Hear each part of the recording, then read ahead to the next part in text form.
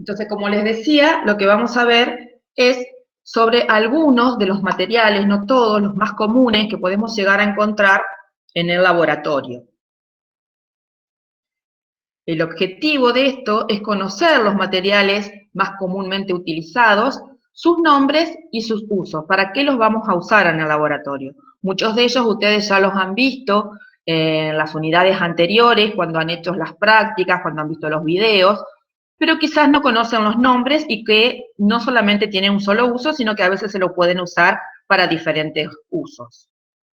También tenemos que tener en cuenta que en el laboratorio, al trabajar, es preciso tener ciertos cuidados con el manejo de los elementos y hay que tener un comportamiento adecuado que permita evitar accidentes. Eso es lo que conocemos como bioseguridad. La bioseguridad en el laboratorio es muy importante para resguardar no solamente la técnica que estamos haciendo, sino nuestra persona. La persona del operador tiene que ser resguardada y eso se hace a través de la bioseguridad, a través del material que se puede estar utilizando. Vamos a comenzar a ver el material de vidrio. Dentro del material de vidrio tenemos el material volumétrico. Estos materiales sirven para medir volúmenes y tienen la característica de traerlo marcado en mililitros junto a la temperatura a la cual fue calibrado, que generalmente es a 20 grados. Pueden ser otras temperaturas, pero si la calibración de ese material se hizo a otra temperatura, en el mismo material va a estar escrito y se los va a decir. El material volumétrico hay que respetar las condiciones de su calibración, los tipos de aforo, la temperatura de referencia. Quiere decir que si ese material me dice que está calibrado para ser usado a 20 grados centígrados y mide X volumen, ese volumen se va a medir a esa temperatura. Si yo varío la temperatura, no voy a estar midiendo el volumen que me está diciendo porque está calibrado para esa temperatura. El material no hay que colocarlo a temperaturas mayores de 50 grados, porque el vidrio se dilata, se expande y cuando se vuelve a enfriar ya el volumen con el que estaba calibrado no es el mismo. Entonces siempre que se lave el material de laboratorio, se debe lavar y preferentemente se debe secar al aire, no someterlo al calor para no variar los volúmenes, sobre todo cuando queremos preparar soluciones o disoluciones que tenemos que tener la concentración definida. También tenemos que evitar errores de paralaje en las lecturas. Fíjense, en la imagen que tenemos del lado izquierdo de la pantalla, tenemos las formas incorrectas cuando medimos volúmenes, ya sea en una probeta o en una pipeta. Este cilindro que estamos viendo, que les estoy marcando, sería lo que correspondería a la probeta, a la pipeta, a la bureta, que son las que están graduadas, que ya vamos a ver. Ese cilindro se va a ir llenando con el líquido que querramos medir, y se va a formar lo que vemos acá en rojo, que eso se denomina menisco. El menisco tiene que estar siempre a la altura de nuestros ojos para leerlo. Si nuestros ojos está por debajo, supongamos que la línea negra, la flecha negra, dice el valor que yo quiero medir, y nuestros ojos está por debajo, no estamos midiendo la cantidad exacta. Si nuestro ojo está muy abajo, estamos midiendo en diagonal, tampoco vamos a medir lo que corresponde. Si está arriba, tampoco vamos a ir cometiendo errores, sino que nuestra vista tiene que estar justo, vamos ahora a la imagen de la derecha, justo a la altura del volumen que queremos medir. Supongamos que queremos medir 50 mililitros y en el material de vidrio, acá donde está la flecha negra, dice 50 mililitros, la altura de nuestros ojos tiene que estar ahí, en los 50 mililitros, para ver el menisco, la base del menisco, a esa altura, para corroborar que el volumen que queremos medir es de 50 mililitros, porque están calibrados de esa manera. Entonces, las figuras que tenemos del lado izquierdo son incorrectas.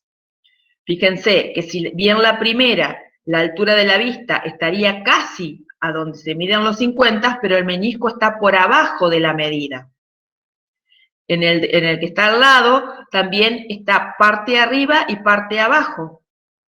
Y por supuesto, en los dos que están más abajo, no se tiene en cuenta directamente el menisco. Lo correcto entonces es lo que está a la derecha, que el menisco, la base del menisco, esté a la altura del volumen que queremos medir. Eso es un error muy común cuando se empieza a trabajar en el laboratorio a la hora de medir volúmenes. Uno de los elementos muy utilizados y que ustedes ya han visto cuando vieron disoluciones es el matraz. El matraz se utiliza para preparar disoluciones de un volumen definido y mide volúmenes exactos. Son matraz que están aforados, no sé si alcanzan a visualizar que tienen una línea, cada uno tiene una línea, esa línea se llama aforo, y cada uno tiene escrito un determinado volumen. Quiere decir que ese matraz solamente va a medir ese volumen, pero ese volumen que va a medir va a ser exacto. O sea que si nosotros queremos preparar disoluciones, lo que vamos a preferir utilizar como material de vidrio va a ser un matraz aforado porque sabemos que tenemos un volumen exacto para preparar dicha solución. Y por supuesto, como les decía hoy, este material de vidrio se lava y nunca debe ir a temperaturas porque le vamos a sacar la calibración con la que vino y ya no vamos a estar midiendo con la exactitud que queremos para preparar las disoluciones. Siempre fíjense que tiene una parte, una base, que es más amplia y luego se va haciendo más fino. En la parte más fina es donde está el aforo para poder cometer menor error a la hora de enrasar. El enrase es lo que les mostraba hoy, que era donde el menisco llega al lugar donde yo quiero medir un volumen en una probeta, habíamos comentado hoy, y en el caso del matraz, el menisco tiene que quedar en el aforo, en la liñita que tiene el cuello del matraz. Quiere decir que hasta ahí mide el volumen que me está diciendo, los 100 mililitros, los 250, etc. Después tenemos las probetas graduadas, que las probetas graduadas también son para medir volúmenes, pero en estos volúmenes no van a ser exactos, como en el caso del matraz, sino que van a ser aproximados. Pueden venir de vidrio, pero también pueden venir de plástico. Y vienen de diferentes volúmenes. Pipetas. Pipetas hay de dos tipos, las pipetas graduadas, como las que están en la imagen ahora. Fíjense que tenemos en la primera imagen dos pipetas que van a medir como máximo, una mide 10 mililitros y la otra mide 5 mililitros. Pero como están graduadas, podemos también descargar menor cantidad de volumen.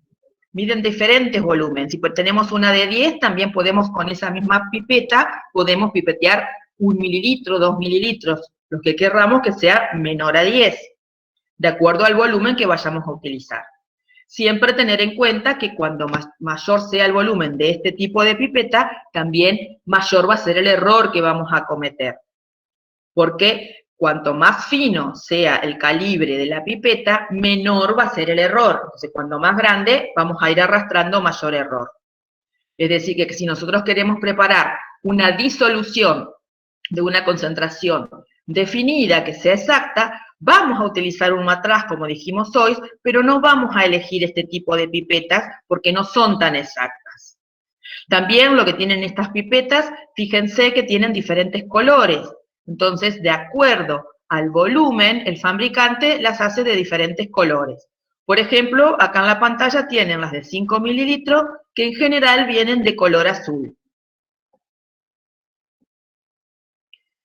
Estas son las otras, les decía que hay varios tipos de pipeta, una eran las graduadas que vimos recién, y estas son las bol pipetas o pipetas aforadas, que pueden ser de simple o de doble aforo, que estas sí miden un volumen exacto.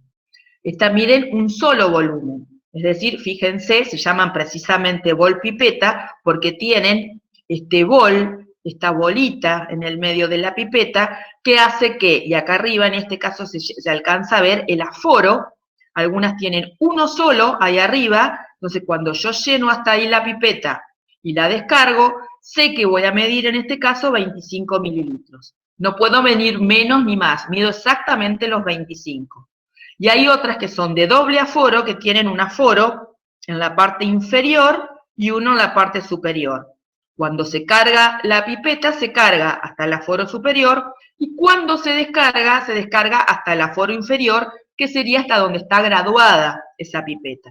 Estas se llaman bol-pipeta y miden volúmenes exactos. Entonces, si queremos preparar una disolución o una concentración determinada y que sea exacta, vamos a utilizar un matraz aforado y una bol-pipeta o pipeta aforada. Por supuesto, tampoco se llevan a temperaturas este material de vidrio porque no estaríamos conservando la calibración con la que viene.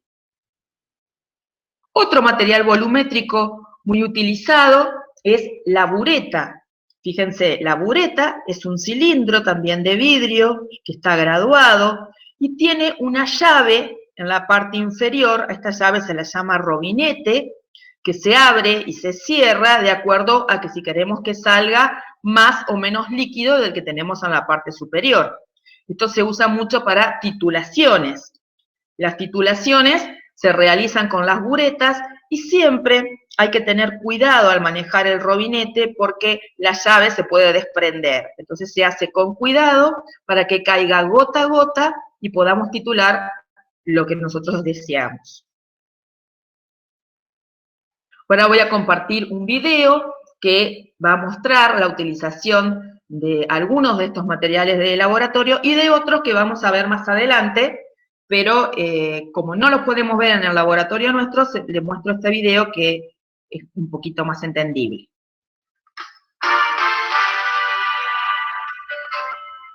Hola, en este vídeo vamos a hablar del material volumétrico, es decir, el material que utilizamos en un laboratorio para medir volúmenes. Para que distingas perfectamente unos materiales de otros, lo mejor es que los veas por ti mismo. Así que nos vamos de visita a un laboratorio. Los primeros materiales que vamos a ver son las probetas. Como ves, son tubos de cristal o de plástico, que pueden tener pie o no, y que están cerradas por un extremo. Se utilizan para medir el volumen de líquidos o gases y para ello se encuentran graduadas en mililitros y fracciones de mililitros. Pueden tener distintas capacidades, 10 mililitros, 25 mililitros, 50 o incluso hasta de 1 litro. Vamos a ver cómo debemos utilizar una probeta. Para ello, vamos a medir 50 mililitros de agua. Lo primero que hacemos es pasar el agua del recipiente en el que está a la probeta. La vertemos poco a poco y ajustamos el menisco, que es esta curvatura que forma la superficie del agua, a la línea que marca los 50 mililitros, a la que llamamos aforo. Lo hacemos a la altura de nuestros ojos para evitar errores. Ahora, para engrasar bien el menisco y medir los 50 mililitros de agua, nos fijamos en su base. La base tiene que tocar en un punto de la línea de los 50 mililitros, que es la graduación que queremos medir. Un consejo: cuando viertas el líquido a la probeta, es importante que no mojes las paredes de la probeta por encima del aforo. Así evitarás errores en la medición. El siguiente material que vamos a ver son las pipetas graduadas.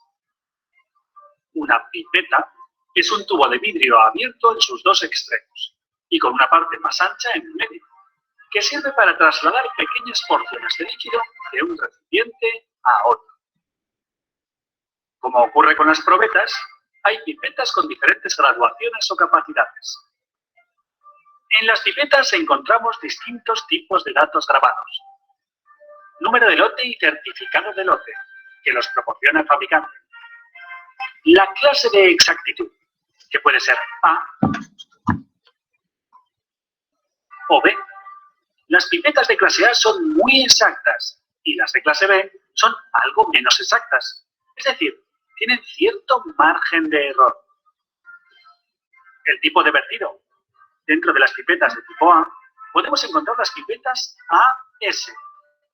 Estas pipetas son de vertido rápido y para ello tienen una abertura de punta mayor que permite vaciarlas más rápido y facilita su limpieza. La temperatura a la que está calibrada y ajustada la pipeta, que puede ser 20, o 40 grados centígrados. La tolerancia, que es el margen de error que tiene la pipeta al medir. Vamos a ver los pasos que necesitamos seguir para llenar una pipeta con agua. Antes de nada, comprobamos que está limpia. Revisamos que no está rota mirando sus extremos. Y por último, la colocamos en el soporte. Ya estamos listos para empezar. Para llenar la pipeta de agua, vamos a succionarla con ayuda de la prepipeta, que es una pipeta sin graduar que trasvasa el líquido de su envase inicial a la pipeta final. Las prepipetas más usadas son el aspirador de cremallera y la pera de seguridad. El aspirador de cremallera es una prepipeta que se aloja en la parte superior de la pipeta y que tiene una rueda lateral que, al girarla, acciona el mecanismo de cremallera y hace subir el líquido. Para vaciarlo lentamente, giramos la rueda despacio en sentido contrario a la ascensión del líquido. Y si queremos vaciarla con rapidez, presionamos la palanca que encontramos en el lateral. La pera de seguridad es una prepipeta con válvulas que funciona de la siguiente manera. Presionamos su botón superior para que haga vacío retirando el aire de su interior. Ponemos la boquilla de la pipeta dentro del extremo inferior de la pera de seguridad. Introducimos la pipeta en el líquido que se va a succionar, en este caso, agua. Presionamos el botón intermedio para producir un efecto succión y el agua asciende por ello. Hasta aquí hemos visto cómo cargar la pipeta. Ahora vamos a ver cómo vaciarla. Cogemos la pipeta en posición vertical e introducimos su punta en el recipiente en el que queremos vaciar su contenido. A continuación, presionamos el botón lateral y esperamos unos segundos a que la punta de la pipeta escurra todo el líquido. Cuando termines de usar una pipeta, ten en cuenta unas precauciones. Si has usado un reactivo, recuerda que no puedes utilizar esa pipeta para ningún otro producto, porque, aunque la limpies muy bien, está contaminada. Si te has sobrado reactivo en la pipeta, no debes reutilizarlo ni devolverlo al envase original. El último de los materiales volumétricos que vamos a ver es el matraz aforado. Como ves, es un recipiente de forma cónica en su parte inferior y con cuello largo y estrecho en su parte superior. Mide un único volumen que viene indicado en el aforo. Recuerda, la línea graduada que indica su capacidad. Y se encuentra expresado en mililitros. Los matraces aforados pueden ser de vidrio transparente, de vidrio opaco y de polipropileno, un tipo de plástico. Se emplean para preparar soluciones con concentraciones muy exactas. Hay matraces de capacidades muy variadas, 5, 10, 25, 50, 100, 250, 500 y 1000 mililitros. Para preparar un matraz no hay que seguir ningún tipo de especificación en concreto. Solo hay que recordar que solo se utilizan para elaborar preparados en frío. Nunca podremos utilizarlos para calentar líquidos o verter líquidos calientes en ellos. Hasta aquí el material que utilizamos para medir volumen. La probeta, la pipeta graduada y el matraz aforado. Si tras ver el vídeo te surge cualquier duda, no dudes en contactar con nosotros. Bueno, como veíamos, en el caso de la pipeta, les quería mostrar algo. Fíjense, la pipeta tiene una punta, y lo que decía el video, la pipeta debe estar sana, porque está calibrada para que mida ese volumen que dice la pipeta. Por ejemplo, esta 5 mililitros. Si la pipeta está rota, no va a medir ese volumen, porque siempre que se descarga la pipeta, algo de líquido queda en la pipeta, y que está bien que quede porque así está graduada. Generalmente, vieron que por ahí les decía que en algunos materiales venía la letra S, que significa de vaciado rápido. En ese caso, cuando el material volumétrico tiene la letra S, podemos apoyar la pipeta, en este caso, sobre el otro recipiente que puede ser un matraz, por ejemplo, porque ahí se va a vaciar un poco más la pipeta y está calibrado para eso. Si no dice ese, no se apoya sobre el vidrio y se descarga directamente. Y siempre, por supuesto, cuando usamos las pipetas, tiene que ser para un solo material, nunca introducir las pipetas en los recipientes de los reactivos, sino que se sacan porciones de reactivos en recipientes más pequeños y de ahí se pipetea, porque nunca vamos a volver un reactivo a su envase original porque podemos estar contaminando. Y con la pipeta podemos hacer lo mismo. Por eso cada reactivo se tiene que pipetear con una única pipeta. Y siempre, como hablábamos en el caso de bioseguridad, la punta de la pipeta va hacia adentro de la mesada para evitar que podamos dañarnos con el líquido que hayamos podido pipetear.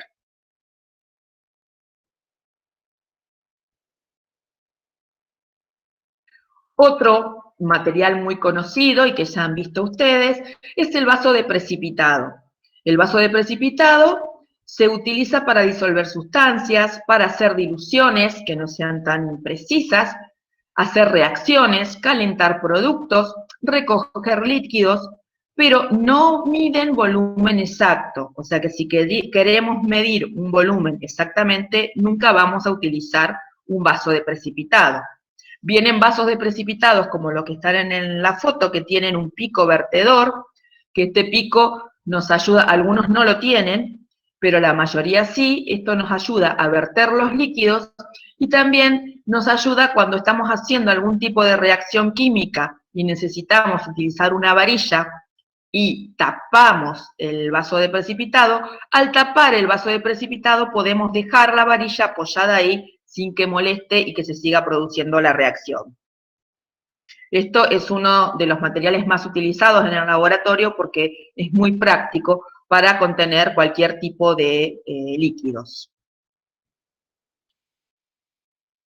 El Erlenmeyer, que también han visto ustedes, cuando estuvieron viendo pH, vieron los diferentes colores que podía tener el pH en diferentes Erlenmeyer, que es esta imagen que tenemos a la izquierda, es un recipiente tipo cónico con un cuello más angosto que nos permite tomarlo del cuello y poder homogeneizar sin que se produzcan salpicaduras.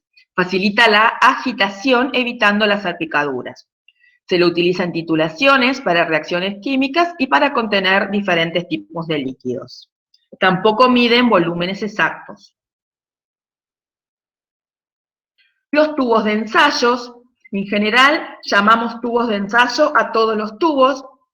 Y bueno, este no es un material de vidrio, la gradilla, pero es el material que siempre tenemos que tener cuando tenemos tubos, porque es ahí donde lo vamos a sostener a los tubos.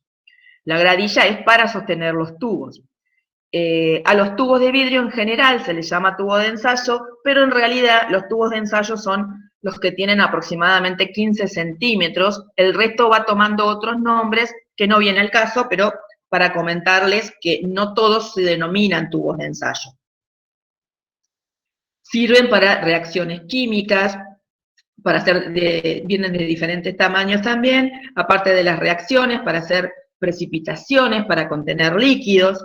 Cuando tenemos poco volumen de una muestra, podemos utilizar un tubo de ensayo para contenerlo también. El vidrio de reloj. El vidrio de reloj tiene ese nombre precisamente porque tiene la forma de un vidrio de reloj. Es para contener muestras a ensayar de poca cantidad y para tapar los vasos o cápsulas, como les comenté hoy del vaso de precipitado que se tapaba para que no se evapore, no se produzcan ciertas reacciones químicas, se puede utilizar un vidrio de reloj.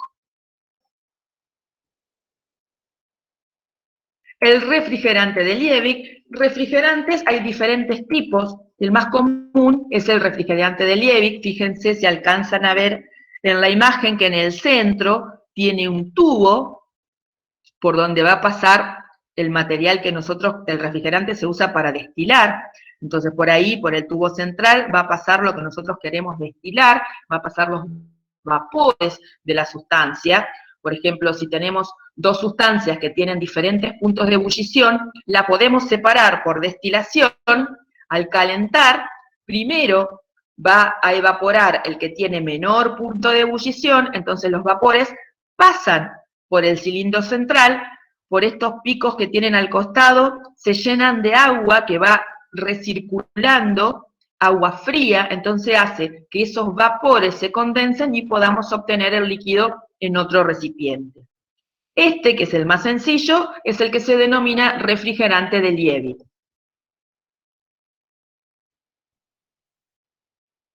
Después tenemos los conocidos embudos, que sirven para trasvasar líquidos y para filtrar. Cuando vamos a filtrar, le vamos a agregar un papel de filtro y vamos a poder separar líquidos de sólidos. Si no, simplemente para trasvasar líquidos de un recipiente a otro, lo podemos hacer a través de un embudo.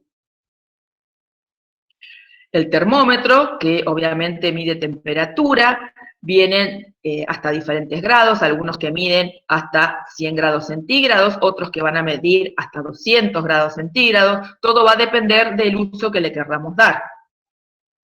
En la actualidad, este que está acá en la imagen es un termómetro de mercurio, pero actualmente se están dejando de usar los termómetros de mercurio por el cuidado del medio ambiente.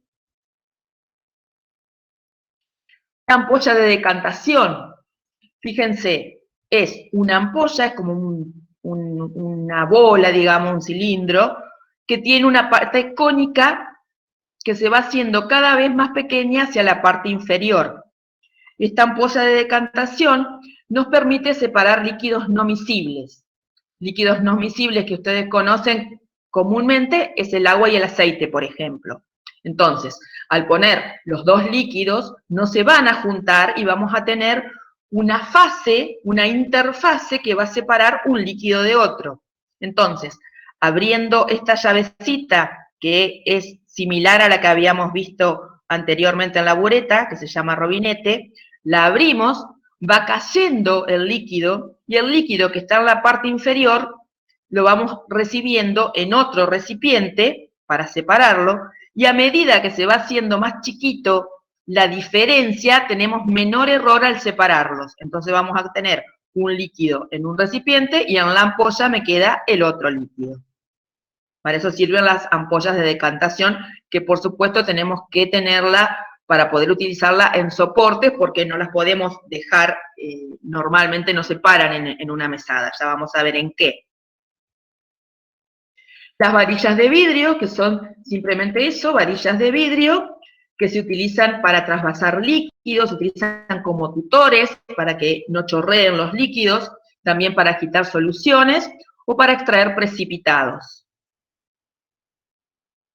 Vamos a ver otro video que también nos muestra materiales utilizados en el laboratorio. Hola, ¿cómo llevas tu estudio? Hoy vamos a hablar del material no volumétrico. El material no volumétrico es un material que mide los volúmenes de una manera aproximada y sirve principalmente para calentar o contener líquidos.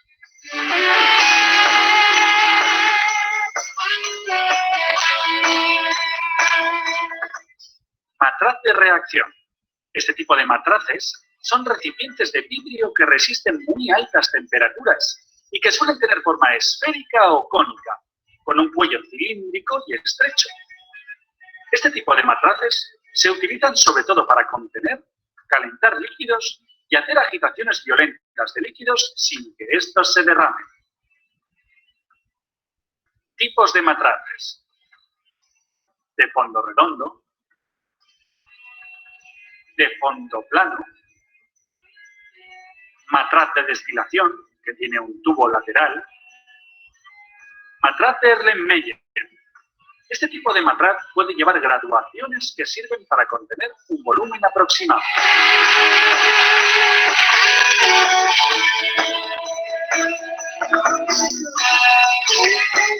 Son vasos de plástico o de vidrio de forma cilíndrica, fondo plano y con un pico para facilitar el vertido de líquidos. Pueden ser más altos o más bajos y con distintos volúmenes. También pueden ser graduados o sin graduar. Los vasos de precipitado nos darán volúmenes aproximados, nunca medidas exactas y precisas. Se utilizan en operaciones de evaporación, en la precipitación de disoluciones para mezclar sólidos con líquidos y en la obtención de precipitados cuando los sólidos no se disuelven en el líquido. Hasta aquí el uso de material no volumétrico. Si te ha quedado alguna duda, puedes volver a ver el vídeo. De todas formas, sabes que siempre puedes... Eso es un poco el material de vidrio. Hay otro tipo de material que está en el laboratorio, que es material de metal, como para clasificarlo de alguna otra manera. Por ejemplo, tenemos el soporte universal, que sería la parte del pie con esta varilla vertical, eso sería el soporte universal. Tenemos este aro, ¿se acuerdan cuando les hablé de la ampolla de decantación? Que la ampolla no la podemos dejar sobre la mesada porque no tiene ninguna base. Utilizamos este tipo de soporte con un aro de este tipo y ahí colocamos la ampolla para que quede fija y no se derrame. También tenemos agarraderas para poder agarrar tubos, por ejemplo, y este otro que está acá atrás se llama nuez, que puede enganchar desde la varilla vertical del soporte a otro lateral, como podría ser la pinza. Tenemos trípode y tela de amianto, que esta rejilla es para dar un calor uniforme que soporta la temperatura de los diferentes mecheros. Acá arriba del trípode colocamos la rejilla, por debajo va el mechero y en la parte superior, puede ser tocando la rejilla o sostenido con el soporte anterior, algún material que querramos calentar. El mechero más conocido es el mechero Bunsen, que por supuesto sirve para calentar diferentes sustancias. Después hay otros mecheros que aportan mayor cantidad de calor, pero el más utilizado en el laboratorio es el mechero Bunsen. Después tenemos pinza. Fíjense que es una pinza que tiene una forma determinada que sirve para agarrar, para prender el recipiente que tiene adentro, que se llama crisol. Esta pinza es para sostener los crisoles o las cápsulas que a veces están a altas temperaturas para no quemarnos y aparte para no introducir errores cuando se hacen diferentes tipos de pesadas. Triángulo de pipa es un triángulo donde se puede colocar un crisol y calentar, entonces se mantiene y se da el fuego directo. Soporta crisoles para calentar, como les decía. Pinza para matraz. Fíjense que la pinza para matraz no es la misma que la pinza que soporta crisoles. La pinza para crisoles tiene esta partecita cóncava precisamente para que encaje el crisol ahí y poder tenerlo. Y la pinza para matraz tiene una parte que tiene como una tela para poder fijar el material de vidrio y que este no se rompa. Va a sostener los matraces también. Después tenemos material de porcelana también en el laboratorio, como por ejemplo las cápsulas, que sirven para calentar y secar sustancias. Los crisoles, que recién les había nombrado, que vienen de diferentes tamaños, sirven para calentar y calcinar las sustancias. Entonces, como estas dos recipientes toman temperatura, es que necesitamos las pinzas para poder tomarlos, porque si no nos quemamos. Hay un embudo especial, aparte del que ya vimos, que es el embudo de Büttner, que se utiliza para filtrar con succión. Es decir, cuando queremos hacer vacío y queremos filtrar, por ejemplo, si tenemos una muestra de agua que tiene algún depósito de algo, ponemos un papel de filtro en la parte interior del embudo, hacemos vacío y vamos a obtener debajo el agua sin el sólido y arriba va a quedar el sólido que contenía el agua. Un mortero. El mortero nos sirve para triturar diferentes tipos de muestras, entonces podemos hacer mezclas de muestras en el caso de ser necesario. Y otros materiales que encontramos en el laboratorio también, que son importantes, por ejemplo, una pinza de madera, que es para sostener tubos de ensayos calientes. Fíjense que esa pinza de madera es como un broche de la ropa, pero tiene uno de los lados más largo para poder sostenerlo. Siempre que se caliente un tubo de ensayo, se tiene que hacer con la boca hacia la parte opuesta a los ojos, o sea, a nuestros ojos, y nunca apuntar a los ojos de algún compañero porque pueden producirse proyecciones y la persona se puede quemar.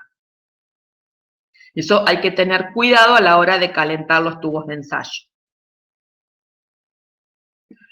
Las pisetas son este instrumental que se utiliza para lavar y enrasar, generalmente cuando queremos lavar algo, cuando queremos lavar el pHímetro o algún producto de imantación, utilizamos la piseta, que obviamente lo vamos a hacer con agua destilada, va a estar llena de agua destilada, y también cuando queremos preparar una disolución, ¿se acuerdan cuando hablamos del matraz que tenía el enrase?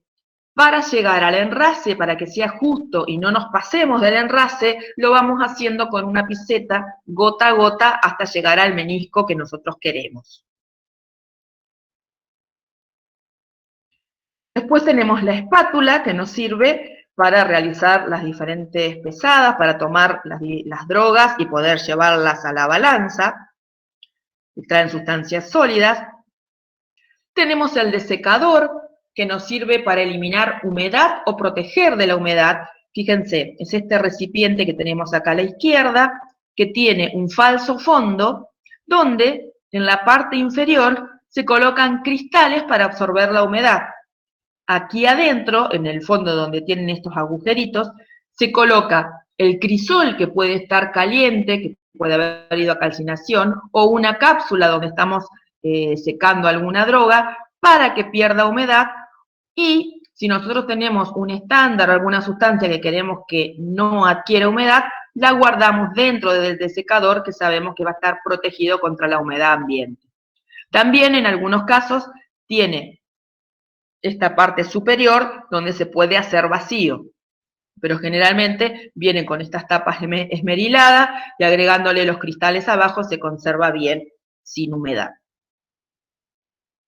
Las propipetas, que las vimos en el video que les llamaba prepipeta, son cualquier instrumento, los más comunes son estos dos últimos, que se utilizan para colocar sobre la pipeta, para no tener que pipetear con la boca, que antes se pipeteaba con la boca, pero hoy en día, por tema de bioseguridad, no se debe pipetear con la boca, sino que se coloca una propipeta. Estas dos, como les decía, son las más conocidas, pero cualquier perita que pueda introducirse en la parte posterior de la pipeta, que pueda absorber y luego poder eliminar el líquido, sirve como propipeta. Estas dos son las que vimos en el video anterior. Por supuesto, son para pipetear y vamos a ir eliminando el líquido de acuerdo a lo que nosotros necesitemos. El agitador magnético, no sé si se dieron cuenta en el último video que cuando vertía el líquido en el Erlenmeyer estaba en un agitador, que es este instrumento, donde vamos a poner un recipiente con un líquido. Generalmente vamos a poner un matraz Erlenmeyer, porque dijimos que evitaba las proyecciones, entonces cuando se agita es más factible que no se produzcan esas proyecciones, por eso usamos un agitador magnético. No sé si alcanzan a ver aquí donde tengo la flechita, que hay como una cápsula precisamente imantada, que hace cuando se prende el agitador, empieza a circular y hace que esa solución se agite, se homogeneice. Luego tenemos un vórtex. Un vórtex es un agitador de tubos. Cuando tenemos soluciones en los tubos, los ponemos en el vórtex y lo agitan, para precisamente que se homogeneice esa solución que contiene el tubo. Después, otro tipo de material son las estufas. Las estufas sirven para secar sustancias. Acuérdense que el material de vidrio, en este caso, hay un Erlenmeyer adentro de la estufa, las temperaturas no debían ser muy altas porque se perdía la calibración, pero como este no es un material que sea para mediciones exactas, se puede llevar a estufa. Pero lo aconsejable es nunca secar el material de vidrio en estufa, siempre secarlo al aire. Y siempre que se lava el material de vidrio, que siempre tiene que estar limpio, al igual que todo el laboratorio, cuando comenzamos a trabajar y cuando terminamos, tiene que estar higienizado, el material de vidrio se tiene que hacer un último enjuague con agua destilada siempre. Después tenemos las centrífugas, que separan componentes líquidos de sólidos. Por las diferentes revoluciones que van teniendo las centrífugas, vamos a tener los sólidos en la parte inferior y los líquidos en la parte superior. Los baños se utilizan para dar temperaturas a reacciones químicas o cuando se hacen reacciones que queremos que se hagan a 30 grados, 35 grados, o lo que fuere, se colocan en baños de temperatura, que se controle esa temperatura para que se mantenga constante, o también para mantener diferentes sustancias. Las balanzas, esta balanza es una balanza para pesar, pero que no nos da precisión. Es como cuando en el material volumétrico hablamos de un matraz y hablamos de un matraz aforado y hablamos de un Erlenmeyer. El matraz aforado me da precisión, el Erlenmeyer no. Esto sería como el Erlenmeyer, es una balanza que no me va a dar precisión. Voy a poder pesar, pero sin precisión. Para tener precisión, lo que vamos a utilizar es una balanza analítica. Esta balanza analítica es muy preciada en el laboratorio de química, tiene que tener un lugar que es exclusivo para la balanza, no tiene que haber nada alrededor de donde está la balanza, porque cualquier vibración la puede descalibrar. Entonces, siempre tiene que estar aislada, separada y tener precaución de que no haya corrientes de aire que puedan perjudicar también la pesada. Ahora les voy a mostrar un video de cómo se puede utilizar la balanza. Medida de masa. Una operación bastante común en el laboratorio es la medida de masa. En la mayoría de los análisis se utilizan balanzas analíticas para obtener pesadas con una gran precisión. Las balanzas de laboratorio de tipo granatario son menos precisas y solo se deben usar cuando las exigencias de fiabilidad no son críticas. Para minimizar los errores de medida de masa, las balanzas se tienen que situar sobre superficies estables y pesadas. Así, se reduce el efecto de las vibraciones del medio adyacente y se tienen que mantener en una posición nivelada. Nosotros solo nos referiremos a la pesada en balanza analítica con una desviación estándar de 0,1 miligramos. Existen dos procedimientos para hacer la medida de una masa dependiendo de si el material que se tiene que pesar es una sustancia higroscópica, es decir, una sustancia que absorbe rápidamente humedad del aire, o no lo es. Estos dos métodos son la pesada por diferencia y la pesada directa, respectivamente. Antes de empezar a pesar, hay que comprobar que la sustancia que queremos pesar no excede el límite de la capacidad de la balanza. Es importante mantener la balanza limpia. Por ese motivo, siempre antes de utilizarla, limpiaremos el plato con un pincel. Pretratamiento. En caso de pesar sólidos higroscópicos o que los resultados de la analítica se refieran a muestra seca, el primer paso es secar y dejar temperar la muestra que se tiene que pesar, para que la humedad de la atmósfera no afecte los resultados. La forma adecuada de llevar a cabo este pretratamiento es la siguiente. Se coloca la muestra dentro de un pesasustancias, se pone el pesasustancias abierto dentro de un vaso de precipitados cubierto con un vidrio de reloj. Esa disposición protege la muestra de una contaminación accidental y además permite la entrada de aire. Se coloca la muestra en una estufa entre 105 y 110 grados centígrados durante 1 hora para eliminar la humedad del sólido. Se tapa el pesasustancias y se saca del vaso de precipitados y con unos guantes se coloca en el interior de un desecador. Se destapa el pesasustancias y se tapa el desecador desplazando la tapa lateralmente.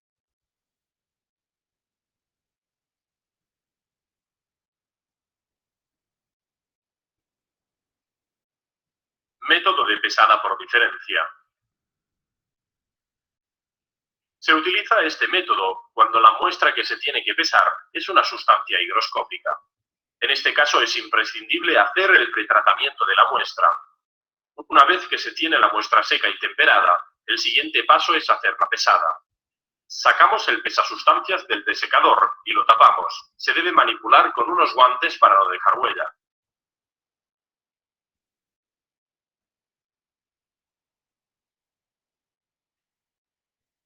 Pesamos el pesasustancias con la muestra que queremos pesar.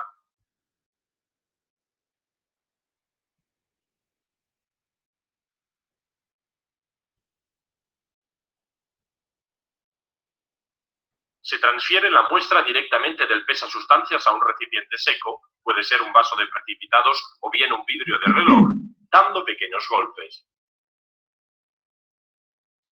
A continuación, se pesa de nuevo el pesasustancias con el contenido residual. La diferencia entre las dos pesadas es la cantidad de muestra que se ha transferido. Se debe realizar la operación de transferir la muestra del pesasustancias al recipiente tantas veces como haga falta hasta alcanzar la masa deseada.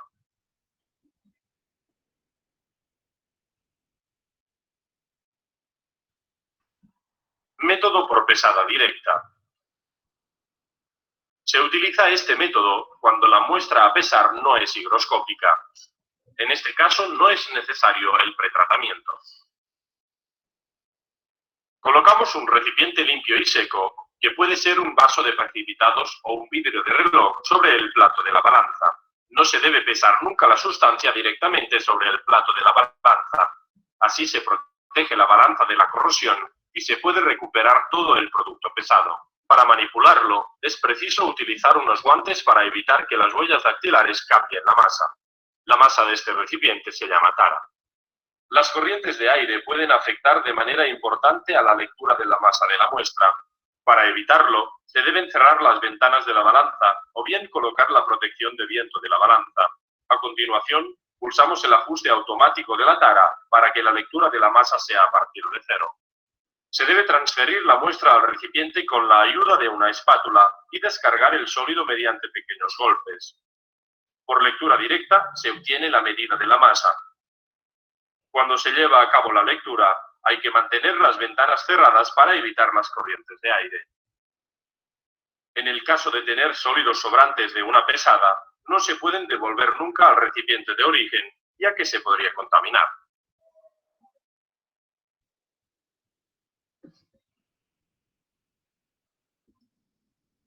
En general, la pesada se hace por pesada directa. La primera muy pocas veces se toma en cuenta en el laboratorio.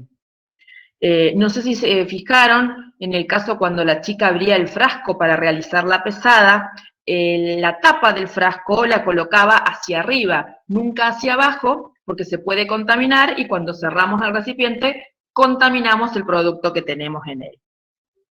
Y como cierre de esto, vamos a hablar sobre los pictogramas de seguridad, que es la composición gráfica que consta de un símbolo y de otros elementos gráficos, tales como un borde, un dibujo o color de fondo, y que sirve para comunicar una información específica. Y las vamos a ver generalmente en los reactivos, en las drogas. Tenemos algunos pictogramas que nos indican peligros físicos, otros que nos indican peligros para la salud, peligros para el medio ambiente, para el ambiente acuático y para la capa de ozono. Por ejemplo, tenemos este primero que nos indica que es explosivo, el que le sigue que es un gas a presión, esta llamita indica que es inflamable, esta otra que es comburente, el último de abajo que es corrosivo para metales, es muy similar al que nos indica para el peligro para la salud, que es corrosivo para piel y lesiones oculares graves.